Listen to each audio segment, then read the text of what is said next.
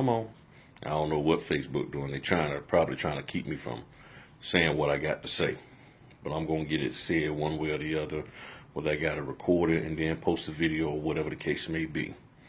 But I just wanted to come on here and just put it out here and make an official announcement to the police. Leave my kids alone.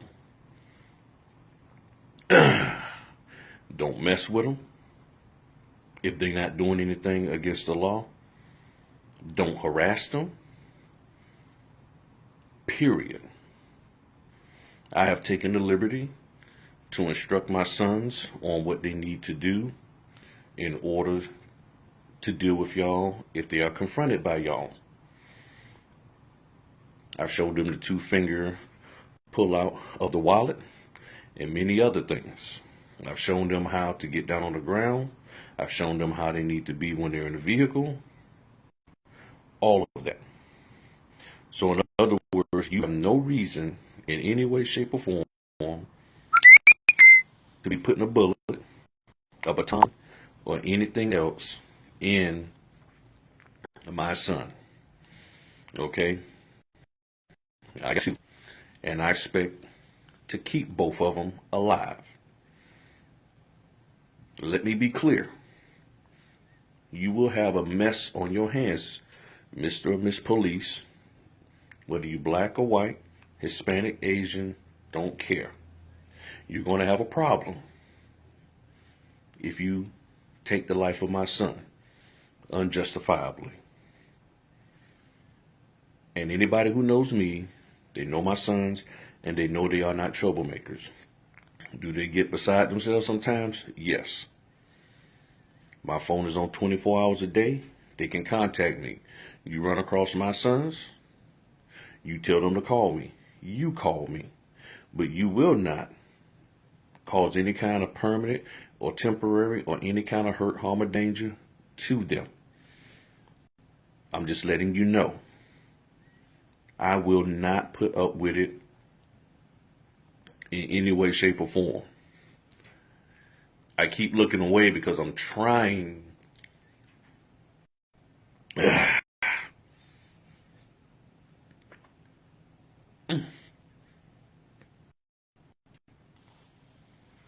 trying to hold back the tears. Because, as a young lady just said in her Facebook Live that I saw, and as a police officer said, why are you a police officer if you are so doggone scared of us? What the hell kind of man are you that you want to take on the responsibility of protecting people, but yet you are afraid of people? To me, you're just a straight up punk. Period. End of story. That's just the way I look at it. I'm sorry.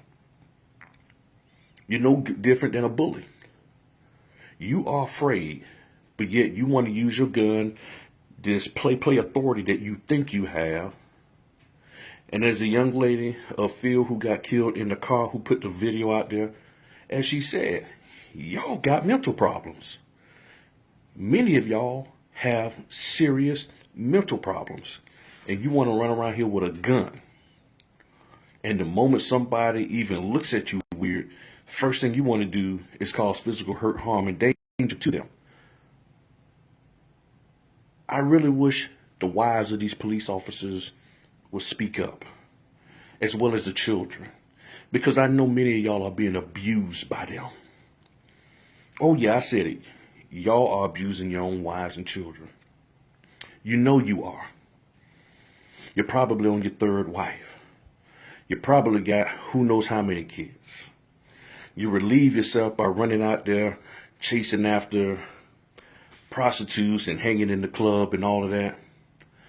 And I tell you, it breaks my heart that you police officers put forth every effort to be so abusive to these black men and these kids. Nobody ain't forgot about that little girl who y'all slammed on the ground. So this is me coming out officially and letting you know, leave my sons alone. I have taken a responsibility, as I have since they was 5 years old, and informed them and shown them and taught them about how to deal with police officers of any color, of any sex. That when y'all come to them, to be respectful, to follow y'all instructions. So if my sons end up dead, it's going to be because y'all have chosen to take their lives. Yes, my sons can do their own thing, but they know when the police come, follow their instructions. Don't tense up when y'all put their arms behind their back. Don't resist in any way, shape, or form. Get on the ground the first time y'all tell them. So I'm telling you now, and I know people who may be watching or coming in are like, okay, what the heck is going on with Griff? And my good friends, they know.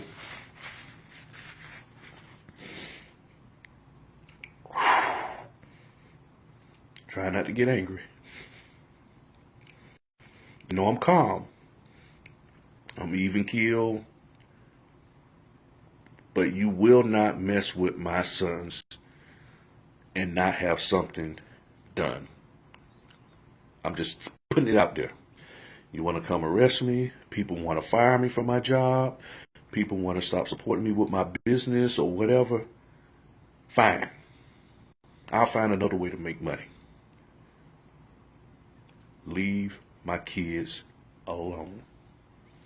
Because you will have me to deal with. And you are not going to like it in any way, shape, or form. I'm going to do my part to raise my sons, to educate them, to teach them, and to instruct them on how to deal with people of all categories that the government has placed out here on them. And if my sons have not given you a justifiable reason to be physical, to be harmful or hurtful to them, then you have no reason to do so. Period. So let it be known. You got Griff to deal with if you dare unjustifiably harm my children. I know I'm taking a risk in saying this. I know people might not want to deal with me no more. And that's fine. But I'm tired of it. Now, if there's a mom out there, if there's a black mom, if there's a mom out there who has a son who does not have a male influence in his life, who wants somebody to help that young guy out, to mentor him, to talk to him, just to be there to listen to him, or whatever, give me a call. Hit me up. You can contact me through Facebook, on Twitter. I'm at Griff Technology. Look me up, find me, and I will be more than happy. I am putting myself out there to help you out, moms. I know that my wife is blessed to have me there with my sons, to come in and back her up when she has to discipline them, to deal with them and all of that. And I know many of you don't have that. I am here to help you in any way, shape, or form. Should have turned notifications off again. But I am here to help. So, if you got a son out there that needs a male influence in his life, I will be more than happy to help. And it's not to say that it's going to make him perfect. It is to say that he needs a male influence. And I am willing to help out.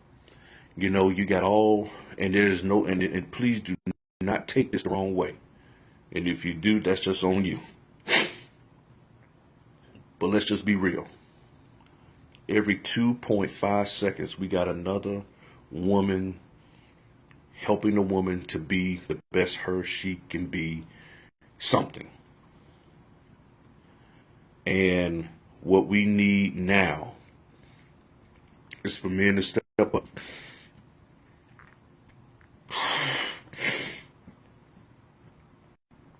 Oh, man.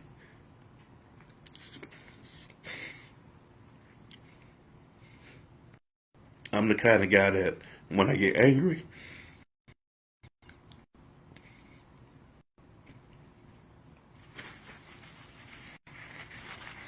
to keep from ripping stuff apart unjustifiably, I let it out through crying.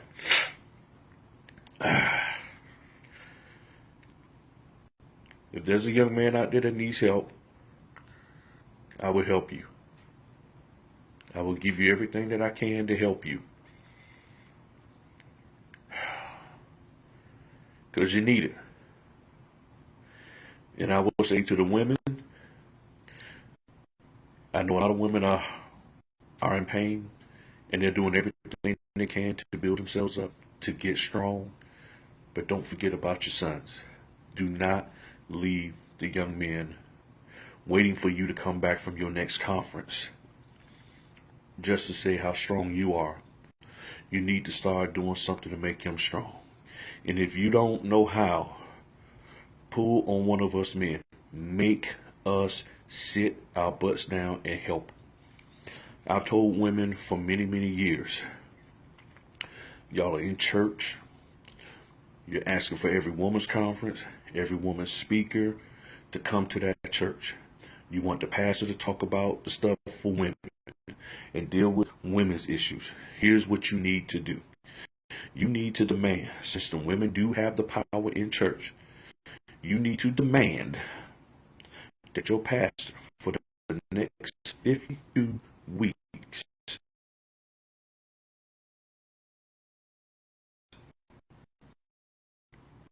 preach but manhood. 52 weeks of nothing but manhood.